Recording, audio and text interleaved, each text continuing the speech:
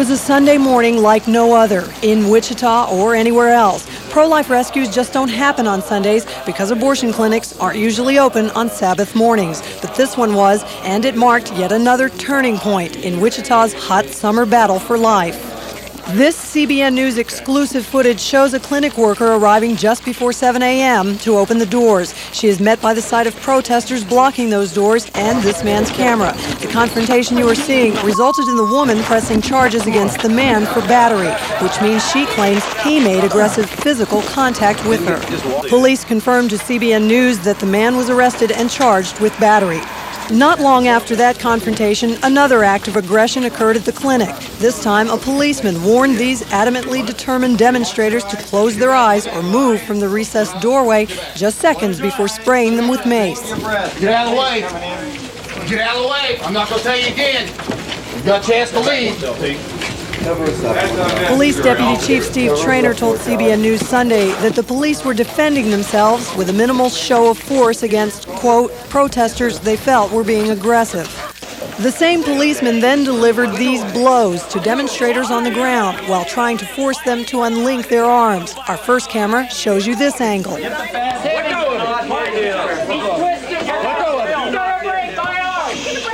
Our second camera caught this as yet unseen angle.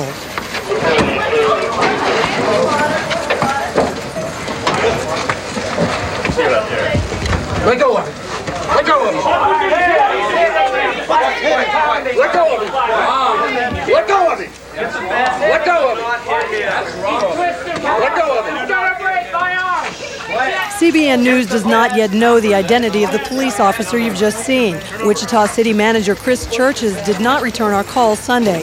Mayor Bob Knight told us that he called Churches and ordered an immediate full investigation into the policeman's conduct after watching our video on CNN.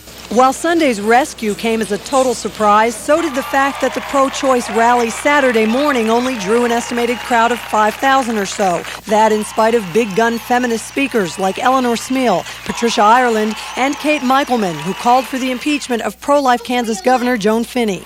When the officials we elect side with terrorists, we must hold them accountable. Impeach Joan Finney is the... Meanwhile, former National Organization for Women President Eleanor Smeal said that the battle over abortion isn't going as well as expected for pro-choicers.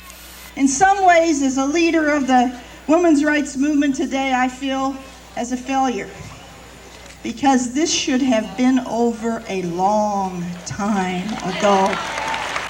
One other speaker of special interest at the ProChoice Rally, Colleen Kelly Johnson, president of the Kansas NOW chapter and first cousin of the now famous federal judge of Wichita, Patrick Kelly. But in spite of Judge Kelly's threats to pro-lifers, the pro-life movement in Wichita continues to be anything but invisible. This pro-life group, called Rural America for Life, paraded 200 farm vehicles past Saturday's pro-choice rally just as it was disbanding. Go back to the farm! That sparked minor heated verbal confrontations between choicers and lifers, but none were violent. And in spite of Judge Kelly's hopes that demonstrators in Wichita this weekend showed that the pro-life movement here looks bigger than ever. Police say this pro-life crowd Saturday night alone was well in excess of 8,000 to attend an outdoor concert of contemporary Christian musicians. But Sunday's pro-life rally surpassed them all, with a turnout of 35,000 or more.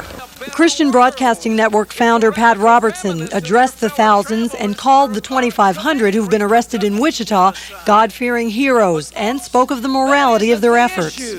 The issue is a moral imperative from God Almighty to rescue those led to slaughter. Robertson then marshaled support for a California congressman's campaign to impeach Judge Patrick Kelly.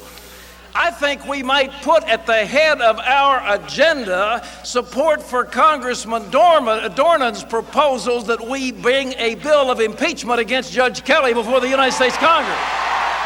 Other speakers included Bishop Gerber of Kansas, Concerned Women for America President Beverly LaHaye, American Family Association founder Don Wildman, and the pro-lifers themselves, who had a message for the media as they chanted over and over again, "Tell the truth." If the scorecard was sheer numbers in attendance, the pro-lifers were the hands-down winners in this weekend's Abortion Rally Super Bowl in Wichita, Kansas. Those here hope this marks the end of legalized, unrestricted abortion in America. The Summer of Mercy campaign could indeed turn the tide in the abortion battle in America, but the real test will come this fall in Washington, D.C. at the U.S. Supreme Court. Reporting from Wichita, Kansas, I'm Linda Freeman, CBN News.